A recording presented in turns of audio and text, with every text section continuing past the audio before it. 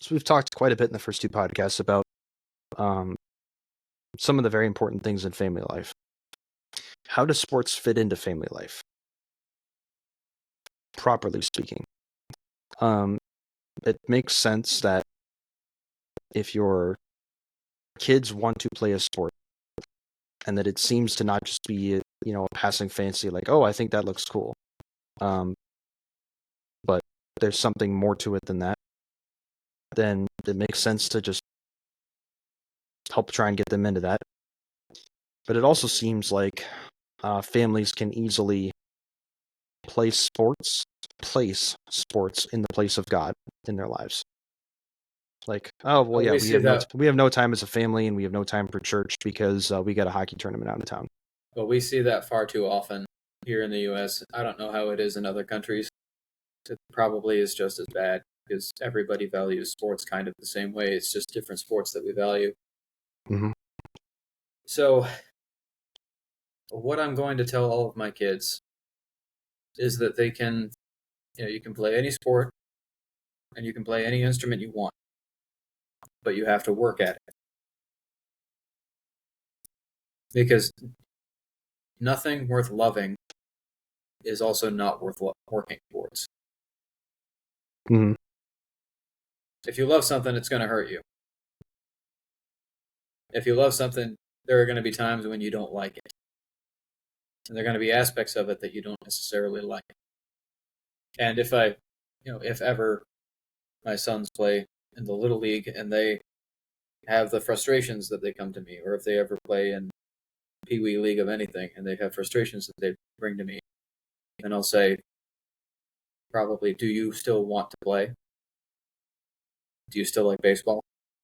Do you still love Mm-hmm. soccer? Do you still love football? Then work and get better and realize that somebody is always going to be better than you. Mm-hmm. There's always going to be a Shohei Ohtani. There's always going to be a Juan Soto. And just because that other team has that guy, that doesn't make you any less of a player. Mm-hmm. Be the best version of yourself that you can be, and no one else. And I think sports has, in my personal view, more to offer in the relation between father and son. It has more for fathers to have to their sons than mothers and or fathers to have with their daughters. But even with girls, it's somebody is always going to be better than you.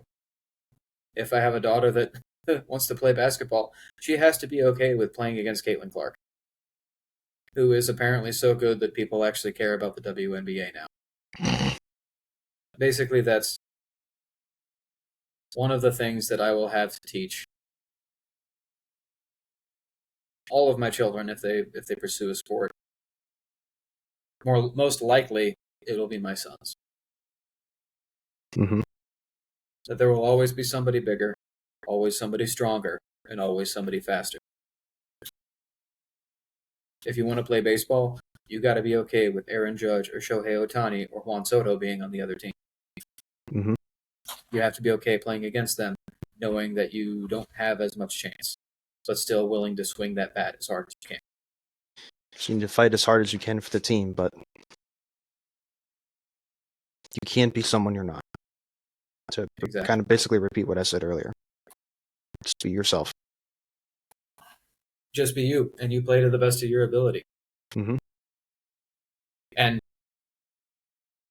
I don't care as much if my children win or lose in whatever leagues that they're in. What I care is that my children did the absolute best that they could. So I'm not going to sit there and scream at the umpire and tell him that he's blind or deaf or dumb or that he's been paid off. And I'm not going to overly criticize his coach, no matter how incompetent he might be. But what I will tell my son is that you play the best way you know how. And if you think you can hit the ball, you swing. Mm-hmm. It might be a strike, but you got to swing anyway. Mm-hmm. You won't know unless you swing. This is true. Again, baseball has all of the best analogies just for life anyway. And baseball has the best life lessons. I propose golf, but I also can't argue it. I can't argue with what you're saying though. I mean, for all the reasons that you said, for all the lessons that can be learned from approaching the game in that way, pretty darn good. Are there any sports that you wouldn't let your kids play? For myself, I can't really think of like any right now that I absolutely wouldn't let them play. Well, if my sons want to play football, I'm going to say not until you're in high school. Just because, honestly, I think the Pee Wee football leagues are kind of ridiculous. And just the increased risk of potential injury.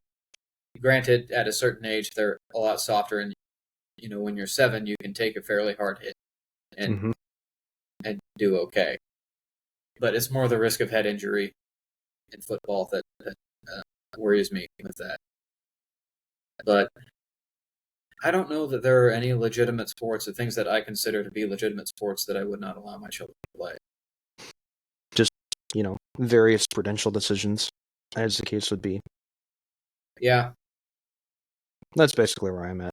Like, I guess I could think of, like, boxing as, like, something where, like, I'm probably not going to be I'm not necessarily going to be the friendliest towards you asking to play that or something.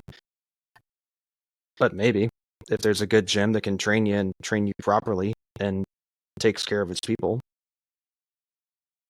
Okay. Something.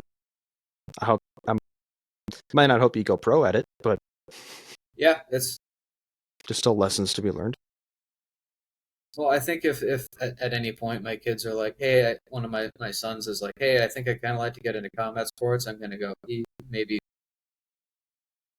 and then goes, yeah, I can't decide if I want to do boxing or MMA. I'll probably say I would more encourage MMA. Mm-hmm. MMA fighters have a significantly higher likelihood of being able to finish a sentence when they're 50. And you can say I'm a black belt in 3 things, as opposed to I can box. Like, as it's opposed so cool, to I'm good at punching. Yeah. And like the only reason that Muhammad Ali could still, was still literate by the time that he died was because nobody could actually hit him. I mean, if you ever see that man dodge punches, it's like makes me dizzy. But the combat sports are legitimate sports, and with all the other sports, they have to be approached with prudence, just like everything else, and with temperance and with virtue. But yeah, I think as long as you don't let the sports dictate your family schedule, or let them dictate how you treat your children, then I don't ever see sports being a bad thing for a family. Especially if you have like family sporting events. Like you have a family golf tournament or something. Mm-hmm. If you got a large family. Or a family tennis tournament or something like that. Inter-family basketball game or football game. That sort of thing. For touch or flag football. That I can see. Also just being a really, really good thing of bringing a family together and bringing them closer. Absolutely. But yeah, I don't see too many negatives other than the possible negatives of it taking away from the spiritual life, because everybody wants to play sports on. Everybody wants to have their little league games and their kids' soccer games on Sundays. Well, why couldn't you do Saturday? Or why can't you even do an evening during the week? Or like a Friday evening? That kind of thing. You got Friday evening and Saturday. It's called a weekend for a reason. Sunday's a day of rest. Mm-hmm. Which sports are a form of leisure. But I'd rather experience that by taking my son to the park and tossing a ball back and forth. Yeah. Or teaching him how to pitch or hit the ball. Mm-hmm. Or how to throw a football. Not necessarily by driving all of my kids to their, 15 different sports that they all do. That's the other thing. If you have a large family, you can encourage your children to pursue what sports they want. But if you have 6 children and each one plays a different sport all at the same time, you basically signed yourself up for a nightmare of logistics. Yeah, Granted, the absolutely. likelihood of that happening just because the kids want to do it is actually relatively low. True. With larger families, the families of with 6 or more children, you're probably more likely to have like maybe 2 or 3 that are interested in sports. Yeah. At least to that degree. The likelihood, let's say the family has 3 boys and 2 girls, where, one son plays baseball, one son plays basketball, one son plays football, one daughter plays volleyball, and one daughter plays basketball. The likelihood of that actually happening and it being of the kids' own volition and not just pressure from the parents because they were no good at sports when they were kids and now they want to vicariously relive that through their children, the likelihood of that happening is actually relatively low.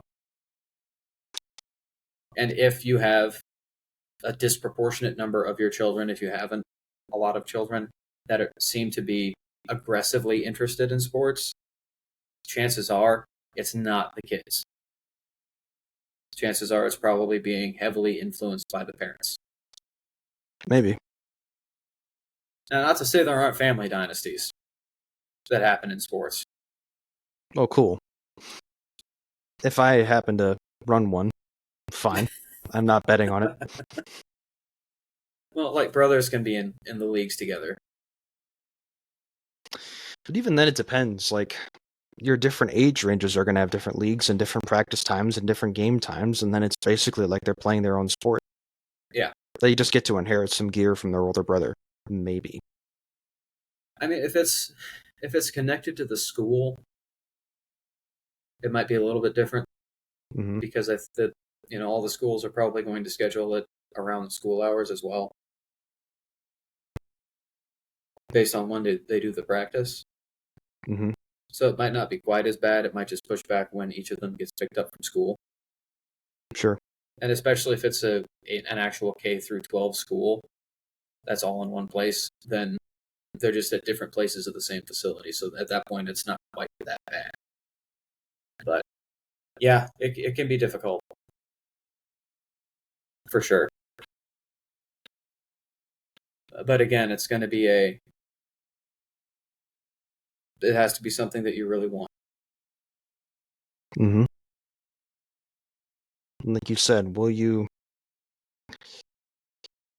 can you face off against the best players you can face off against? And be okay with being yourself. And lose with dignity knowing that you actually did fight as hard as you could. Yes. You did actually play as best as you could. And above all, can you glorify God? Again, in everything you do.